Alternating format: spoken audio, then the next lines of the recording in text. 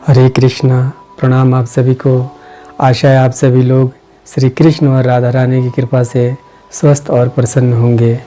आज हम सभी लोग हमारे देश में बढ़ रहे कोरोना संक्रमित लोगों के बारे में बात करेंगे।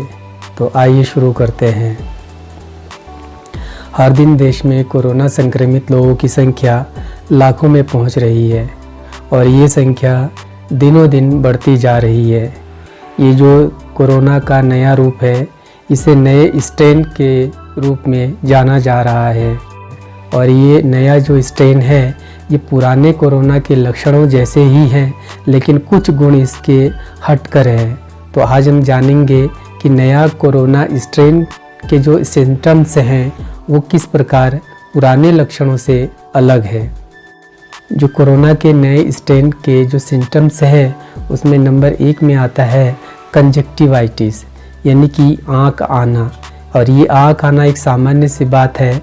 हम जानते हैं कि गर्मी का मौसम आ रहा है और इस मौसम के दौरान हमारी आँखें आ जाती है, या आप कह सकते हैं कि आँखें लाल हो जाती हैं।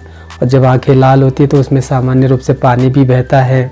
ये जो लक्षण है इसे हम सामान्य रूप से ज़्यादा गौर नहीं करते हैं, क्योंकि हमें पता है कि जब गर्मी का मौसम आता है तो ये आँख आना या कंजक्टिवाइटिस का जो प्रॉब्लम है ये सामान्य सी बात है। और यही जो कंजक्टिवाइटिस है ये पहला लक्षण है कोरोना के नए स्ट्रेन के रूप में, क्योंकि इससे आँखों में दर्द होता है, पानी हो जाता है, आँखों का रंग हल्का लाल या गुलाबी हो जाता है। तो जब भी ये रंग ऐसा बदले आँखों का तो आप तुरंत सावधान हो जाइए और हो सके तो तुरंत अपने डॉक्टर से संपर्क करिए। गैस्ट्रोइंटेस्टाइन प्रॉब्लम मतलब गैस और आंतों से संबंधित समस्याएं ये आम है गर्मियों के मौसम में, क्योंकि ज़रा भी खाने में हेर फेर हो जाए या खाने में कुछ ज़्यादा कम हो जाए तो ये गैस्ट्रोइंटेस्टाइन प्रॉब्लम आ जाती है, जैसे कि दस्त लगना, पेट खराब होना, पेट में ऐंठन होना, आंतों में इन्फेक्शन होना। ये सब जो लक्षण हैं ये गैस्ट्रोइंटेस्टाइन प्रॉब्लम के अंतर्गत आता है। और ये कोरोना के नए जो सिम्टम्स है उस नए स्ट्रेन के रूप में इसका दूसरा स्थान आता है। कोरोना के नए स्ट्रेन के अंतर्गत यदि व्यक्ति संक्रमित हो जाता है तो उसको कान की समस्याओं का सामना भी करना पड़ता है, जैसे उसको कम सुनाई देगा, उसके कान में शाय शाय करके आवाज़ आएगी या उसको सुनने में प्रॉब्लम होगी। तो ये जो लक्षण है ये कोरोना के संक्रमित होने के कारण नए सिम्टम्स के अंतर्गत ये लक्षण उसको दिखाई देंगे। कोरोना के नए स्ट्रेन के अंतर्गत व्यक्ति यदि संक्रमित हो जाता है तो उसको ब्रेन फॉग की समस्याओं का भी सामना करना पड़ता है। ब्रेन फॉग का मतलब न्यूरोलॉजिकल प्रॉब्लम हो जाती है उसको।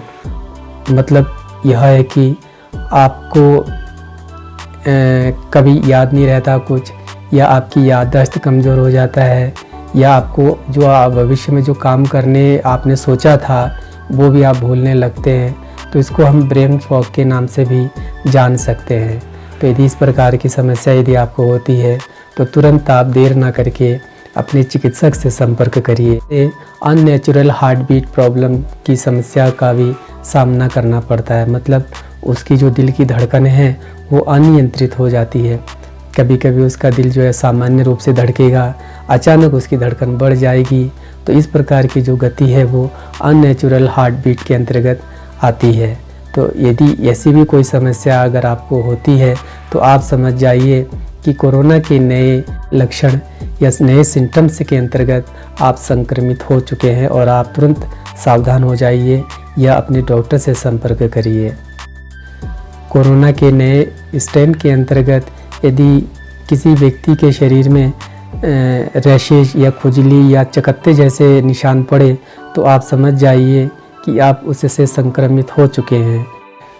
और यदि आपके हाथों की उंगलियां या पाँव की उंगलियों के जोड़ों में सूजन आ जाए या उसमें दर्द होने लगे तो तुरंत आप अपने डॉक्टर से संपर्क करिए, क्योंकि कोरोना के जो नए सिम्टम्स है उसके अंतर्गत जो रिसर्चर है उन्होंने ये कहा कि यदि हमारे हाथों और पाँव के उंगलियों के जोड़ों में या उंगलियों में यदि सूजन आ जाए, दर्द होने लगे, तो मतलब यह साफ है कि आप नए सिम्टम्स के अकॉर्डिंग आप संक्रमित हो चुके हैं।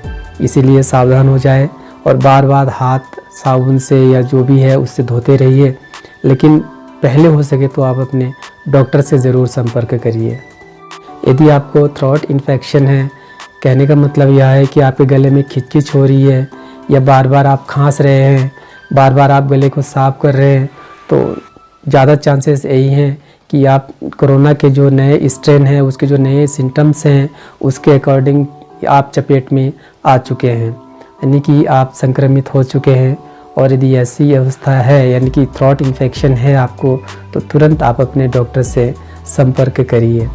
इसके बाद जैसे हाथों और पाँव के उंगलियों में, जैसे मैंने पहले कहा था कि सूजन हो जाए, दर्द हो जाए, हाँ यदि उसमें रंग भी बदलने लगे, हाथ और पाँव की उंगलियों के रंग भी हल्का पड़ जाए या रंग किसी भी प्रकार से बदले, तो आप ज़रूर सचेत हो जाइए और अपने परिवार से अलग रहने का कोशिश करिए और अपने डॉक्टर से संपर्क करिए। इसके अतिरिक्त यदि आपको सर्दी है, जुकाम है, आप खांस रहे हैं, तो भी आप सावधान हो जाइए, क्योंकि सर्दी जुकाम में हल्का लक्षण बुखार भी होता है, शरीर में दर्द भी है और दर्द होता भी है, तो आप तुरंत डॉक्टर से संपर्क करिए। और ये जो जितने भी लक्षण है, जो सिम्टम्स है, ये गर्मियों के मौसम आने पर सामान्य रूप से होता रहता है, लेकिन इस बार जो गर्मी के मौसम है और यदि आपको इनमें से कोई भी लक्षण यदि आपको दिखाई दे, तो इसे आप सामान्य रूप से ना लें, अन्यथा आपको बहुत भारी पड़ सकता है। इसीलिए हम ये कहेंगे, कोई भी लक्षण यदि आपको दिखाई दे तो तुरंत आप अपने डॉक्टर से संपर्क करिए और उनके उचित मार्ग निर्देशन में अपने आप को चलाइए और बचाइए। इसके साथ साथ हमें खाने पीने में भी सावधानियां बरतनी होगी, क्योंकि यदि हमारे शरीर में इम्यून पावर ज़्यादा होगी, तभी हम इस कोरोना संकट के मैदान में अपने आप को और अपने परिवार को भी टिके रहकर बचा सकते हैं। तो जो कुछ ऐसे पदार्थ हैं जिनको हमें नहीं खाना है, उसका त्याग करना है, वो कुछ इस प्रकार है। सबसे पहला आता है फास्ट फूड। आपको पता है, जब हम फास्ट फूड का सेवन करते हैं तो उसमें न्यूट्रिशंस भी बहुत कम होता है, और न्यूट्रिशंस का कम होना मतलब हमारे शरीर को प्रतिरोधक क्षमता भी कम मिलता है। कैफ़ीन, आपको पता है कि जो लोग चाय या कॉफ़ी पीते हैं तो उसमें टैनिन और कैफ़ीन नाम के 2 पदार्थ होते हैं, जो हमारे खून में मिलकर हमारे खून को गर्म कर देते हैं, जिससे हमें आराम की अनुभूति होती है, यानी कि हमारी जो थकान होती है वो धीरे धीरे कम होने लगता है, ऐसे हमें महसूस होता है। लेकिन यदि आप कॉफ़ी और चाय का सेवन ज़्यादा करते हैं तो ये हमारे लिए हानिकारक है, क्योंकि टैनिन और कैफ़ीन यदि हमारे रक्त में एक निश्चित मात्रा से ज़्यादा पहुंच जाए तो हमारी इम्यून पावर कमज़ोर हो जाती है, और वहीं यदि यह मात्रा ठीक ठाक या एक उचित लेवल तक पहुँचे तो यह हमारे लिए फ़ायदेमंद भी होता है। तो इसलिए प्रयास करिए कि कॉफ़ी या चाय का सेवन आप ज़्यादा ना करें, अन्यथा आपकी इम्यून पावर कम हो जाएगी, यानी कि आपकी जो शरीर में प्रतिरोधक क्षमता है वो कम होती जाएगी और आप दूसरे बीमारी के चपेट में आते जाएंगे। तेल, आप सोच रहे होंगे तेल तो एक सामान्य पदार्थ है, लेकिन महोदय ये सामान्य पदार्थ होते हुए भी बहुत हानिकारक चीज़ है। जब आप अपने परिवार में कोई तली हुई चीज़ पकाते हैं, जैसे पूड़ी आदि, तो बचे हुए तेल को हम एक बर्तन में ठंडा करके रख लेते हैं, और यही ठंडा तेल जब बार बार गर्म होता है तो एक जहरीला पदार्थ के रूप में बदल जाता है, और इसी पदार्थ में जब कोई चीज़ बनाकर हम खाते हैं तो हमारे पाचन शक्ति को भी कमज़ोर कर देता है, यानी कि हमारे डाइजेस्टिव सिस्टम को भी बहुत ज़्यादा प्रभावित करता है और कमज़ोर होता है। नतीजा यह होता है कि हमारा पेट खराब होता है, दस्त हो जाता है, पेट में विभिन्न प्रकार की शिकायतें होने लगती है, आंतों में इन्फेक्शन हो जाता है।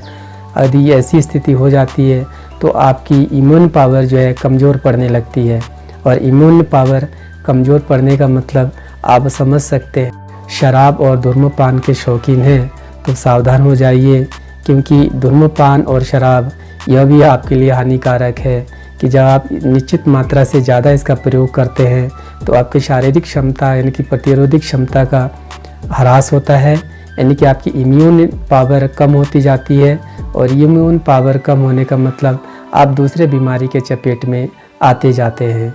इसीलिए सावधान हो जाइए, जहाँ तक हो सके एक निश्चित मात्रा तक ही इसका प्रयोग करें। अन्यथा इसे छोड़ने में ही आपकी भलाई है। हाँ, प्रोसेस्ड फूड यानी कि डिब्बा बंद खाना, यह भी हमारे लिए बहुत नुकसानदायक होता है, क्योंकि इस प्रकार के भोजन में न्यूट्रिशंस की मात्रा बहुत कम होती है और यदि हम इसको सेवन करें तो हमारी इम्यून पावर भी धीरे धीरे कम पड़ने लगती है। तो इस प्रकार के रेडी टू ईट यानी कि प्रोसेस्ड फूड का प्रयोग ना करें। जहाँ तक हो सके इससे अपने आप को और अपने परिवार से दूर रखिए। यदि आप इस प्रकार के छोटे छोटे जानकारियों का प्रयोग करते रहेंगे सावधानीपूर्वक, तो पूर्ण आशा के साथ हम कह सकते हैं कि आप इस प्रकार के महामारी के दौर में संक्रमित होने से आप अपने आप को, अपने परिवार को अवश्य बचा लेंगे, क्योंकि ये छोटी छोटी जानकारी ही आज के समय में बहुत महत्वपूर्ण मानी जा रही है। हमारे घरों में कुछ चीज़ें ऐसी हैं जिनका प्रयोग करके हम इस कोरोना से अपने आप को बचा सकते हैं, जैसे छोटी इलायची, दालचीनी, तुलसी के पत्ते, लौंग, अदरक, ये सब सामान मात्रा में लेकर इसका काढ़ा बनाकर आप सुबह और शाम पीजिए। तो इसको पीने से आपका गला भी साफ रहेगा, आपकी पाचन शक्ति भी बढ़ जाएगी और आप इस बीमारी से दूर रहेंगे। तो आज के वीडियो में बस इतना ही। यदि आपको ये अच्छा लगे तो इसको लाइक करिए, इसको शेयर करिए, इस चैनल को सब्सक्राइब करिए और हाँ, सावधानी बरतेंगे तो अवश्य हम इस बीमारी से जीतेंगे। हरे कृष्णा।